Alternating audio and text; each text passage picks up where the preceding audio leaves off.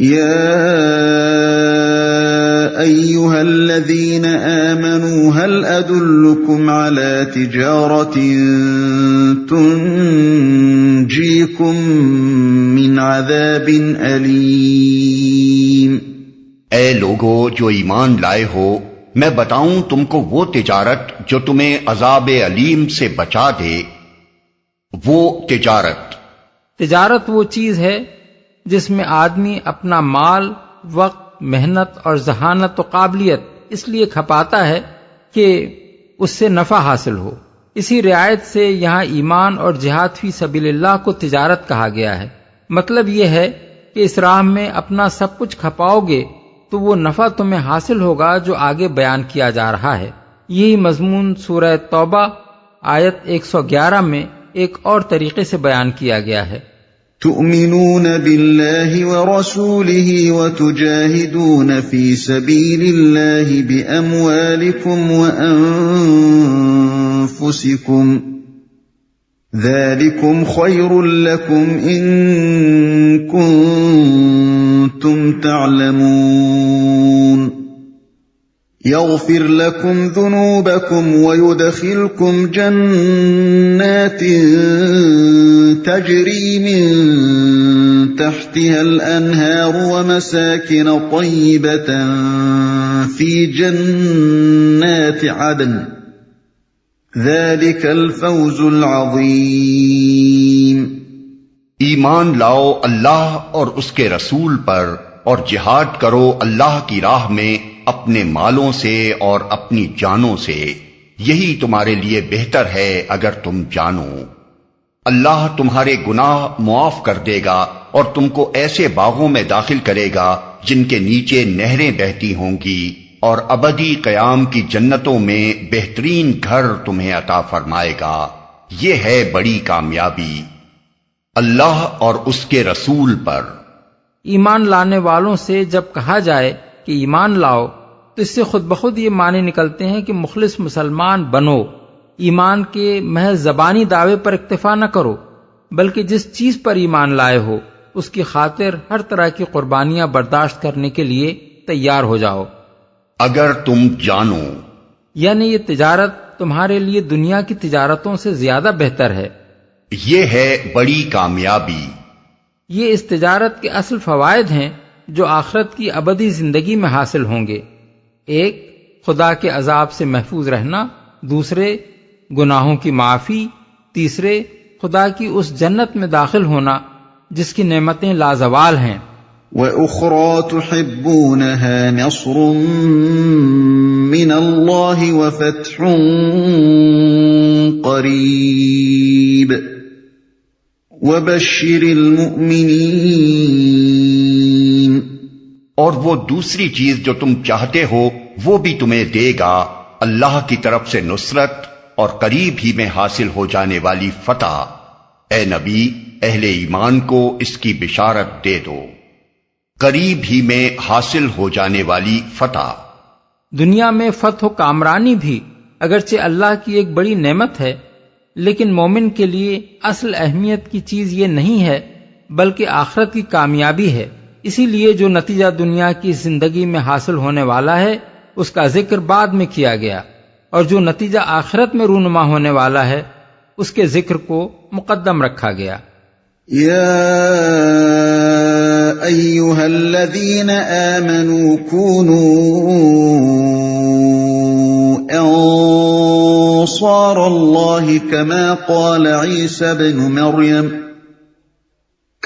قال عيسى ابن مريم للحواريين من أنصاري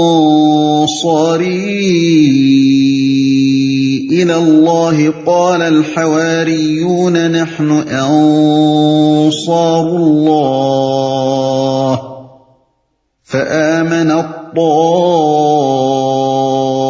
طائفة من بني إسرائيل وكفر الطائفة فأيدنا الذين آمنوا على عدوهم فأصبحوا ظاهرين۔ اے لوگو جو ایمان لائے ہو، اللہ کے مددگار بنو، جس طرح عیسیٰ ابن مریم نے حواریوں کو خطاب کر کے کہا تھا، کون ہے اللہ کی طرف بلانے میں میرا مددگار؟ اور حواریوں نے جواب دیا تھا، ہم ہیں اللہ کے مددگار۔ اس وقت بنی اسرائیل کا ایک گروہ ایمان لایا اور دوسرے گروہ نے انکار کیا، پھر ہم نے ایمان لانے والوں کی ان کے دشمنوں کے مقابلے میں تائید کی اور وہی غالب ہو کر رہے۔ حواریوں کو حضرت عیسیٰ علیہ السلام کے ساتھیوں کے لیے بائبل میں عموماً لفظ شاگرد استعمال کیا گیا ہے، لیکن بعد میں ان کے لیے رسول یعنی اپاسٹلز کی اصطلاح عیسائیوں میں رائج ہو گئی۔ اس معنی میں نہیں کہ وہ خدا کے رسول تھے، بلکہ اس معنی میں کہ حضرت عیسیٰ ان کو اپنی طرف سے مبلغ بنا کر اطراف فلسطین میں بھیجا کرتے تھے۔ یہودیوں کے ہاں یہ لفظ پہلے سے ان لوگوں کے لیے بولا جاتا تھا جو ہیکل کے لیے چندہ جمع کرنے بھیجے جاتے تھے۔ اس کے مقابلے میں قرآن کی اصطلاح حواری ان دونوں مسیحی اصطلاحوں سے بہتر ہے۔ اس لفظ کی اصل حور ہے، جس کے معنی سفیدی کے ہیں۔ دھوبی کو حواری کہتے ہیں کیونکہ وہ کپڑے دھو کر سفید کر دیتا ہے۔ خالص اور بے آمیز چیز کو بھی حواری کہا جاتا ہے۔ جس آٹے کو چھان کر بھوسی نکال دی گئی ہو اسے پوارا کہتے ہیں۔ اسی معنی میں خالص دوست اور بے غرض حامی کے لیے یہ لفظ بولا جاتا ہے۔ ابن سیدہ کہتا ہے، ہر وہ شخص جو کسی کی مدد کرنے میں مبالغہ کرے وہ اس کا حواری ہے۔ لسان العرب۔ ہم ہیں اللہ کے مددگار۔ یہ آخری مقام ہے جہاں قرآن مجید میں ان لوگوں کو اللہ کا مددگار کہا گیا ہے جو خلق خدا کو دین کی طرف بلانے اور اللہ کے دین کو کفر کے مقابلے میں غالب کرنے کی جدوجہد کریں۔ اس سے پہلے یہی مضمون سورہ آل عمران آیت 52، سورہ حج آیت 40، سورہ محمد آیت 7، سورہ حدید آیت 25 اور سورہ حشر آیت 8 میں گزر چکا ہے، اور ان آیات کی تشریح ہم تفہیم القرآن جلد اول، سورہ آل عمران جلد سوم، الحج جلد پنجم، سورہ محمد اور سورہ حدید میں کر چکے ہیں۔ نیز سورہ محمد میں بھی اس مسئلے کے ایک گوشے پر واضح روشنی ڈالی جا چکی ہے۔ اس کے باوجود بعض لوگوں کے ذہن میں یہ الجھن پائی جاتی ہے کہ جب اللہ تعالیٰ قادر مطلق ہے، تمام خلق سے بے نیاز ہے، کسی کا محتاج نہیں ہے اور سب اس کے محتاج ہیں، تو کوئی بندہ آخر اللہ کا مددگار کیسے ہو سکتا ہے؟ اس الجھن کو رفع کرنے کے لیے ہم یہاں اس مسئلے کی مزید وضاحت کیے دیتے ہیں۔ دراصل ایسے لوگوں کو اللہ کا مددگار اس لیے نہیں کہا گیا ہے کہ اللہ رب العالمین معاذ اللہ کسی کام کے لیے اپنی کسی مخلوق کی مدد کا محتاج ہے، بلکہ یہ اس لیے فرمایا گیا ہے کہ زندگی کے جس دائرے میں اللہ تعالیٰ نے خود انسان کو کفر و ایمان اور طاعت و معصیت کی آزادی بخشی ہے، اس میں وہ لوگوں کو اپنی قوت قاہرہ سے کام لے کر بجبر مومن و مطیع نہیں بناتا، بلکہ اپنے انبیاء اور اپنی کتابوں کے ذریعے سے ان کو راہ راست دکھانے کے لیے تذکیر و تعلیم اور تفہیم و تلقین کا طریقہ اختیار فرماتا ہے۔ اس تذکیر و تعلیم کو جو شخص برضا و رغبت قبول کر لے وہ مومن ہے، اور جو عملاً مطیع فرمان بن جائے وہ مسلم و قانت اور عابد ہے۔ جو خدا ترس کا رویہ اختیار کر لے وہ متقی ہے۔ جو نیکیوں کی طرف سبقت کرنے لگے وہ محسن ہے، اور اس سے مزید ایک قدم آگے بڑھ کر جو اسی تذکیر و تعلیم کے ذریعے سے بندگان خدا کی اصلاح کے لیے کفر اور فسق کی جگہ اللہ کی اطاعت کا نظام قائم کرنے کے لیے کام کرنے لگے، اسے اللہ تعالیٰ خود اپنا مددگار قرار دیتا ہے، جیسا کہ آیات مذکورہ بالا میں کئی جگہ بالفاظ صریح ارشاد ہوا ہے۔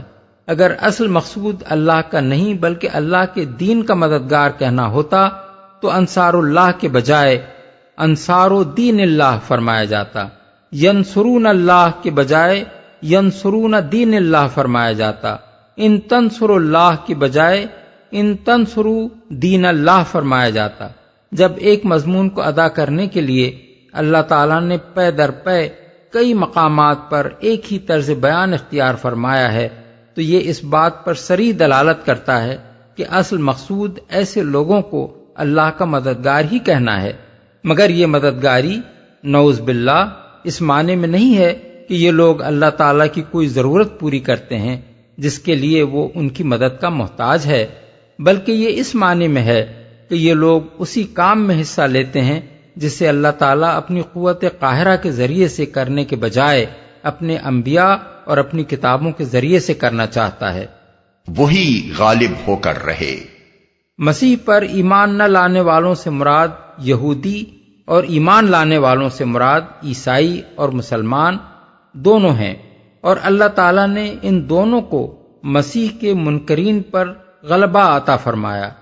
اس بات کو یہاں بیان کرنے سے مقصود مسلمانوں کو یہ یقین دلانا ہے کہ جس طرح پہلے حضرت عیسیٰ کے ماننے والے ان کا انکار کرنے والوں پر غالب آ چکے ہیں، اسی طرح اب محمد صلی اللہ علیہ وسلم کے ماننے والے آپ کا انکار کرنے والوں پر غالب آئیں گے۔